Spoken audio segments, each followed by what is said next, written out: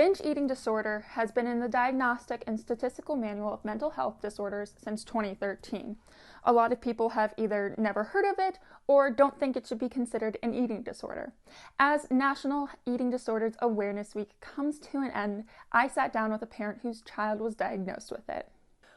My first reaction was, what kind of eating disorder? Because I didn't know if it was bulimia or anorexia.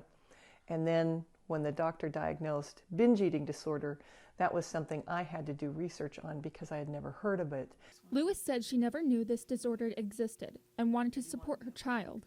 I would say, first of all, find out what it is and then research, get as much information together as you can, and then go out and find the support systems. First step is with your family physician. And then find out, is there a nutritionist or somebody that can work with your child to talk about the eating things? Finding a good counselor or therapist also to hopefully try to get to the root of the problem. And then just keeping an eye on things. I think that's the hardest thing because you're watching your child suffer and you're not sure all the things that you can do to help. Being a parent and seeing her child suffer was difficult. A lot of tears shed because, as I said, there were so many different layers for this thing, one of which just happened to be the binge eating disorder. She's seen how strong the stigma is around this disorder. Oh boy, if they haven't lived it, if they haven't seen it, that's a really difficult thing.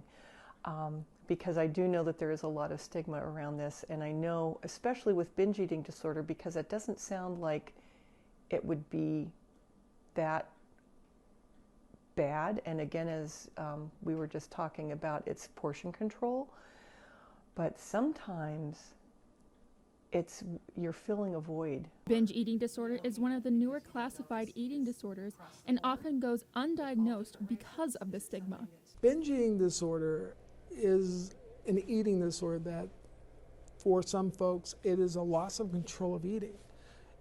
So it gets wrapped around the portions of food and the time frame, so it's eating large amounts in a short amount of time. Dr. Sippel says it's more than just your average holiday feast, and people with binge eating disorder often eat alone and eat while full. Binge eating affects about between 6 to 7 million people in the United States, and globally about 2% of the population. People with binge eating disorder may have fertility issues and more. Some of the medical complications that comes with binge eating disorder can be from the cardiac risks, of course, diabetes, central nervous system and stroke risks are much elevated in folks with binge eating disorder. Dr. Sippel says therapy and medication can help. We have one FDA-approved medication for binge eating disorder, and that is Vyvanse. For more information and resources, visit nationaleatingdisorders.org. In Erie, Emma Rose Lewis, YourErie.com.